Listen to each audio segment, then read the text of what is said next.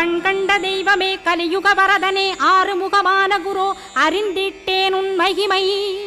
இக்கணமே வருவாய் என் ஸ்கந்த குருவே நீ என்னை காத்திடவே எனக்கு நீ அருளிடவே அரைக்கணத்தில் நீயும் ஆடி வருவாயப்பா வந்தனை தடுத்து வலிய ஆட்கொள் வரத குரோ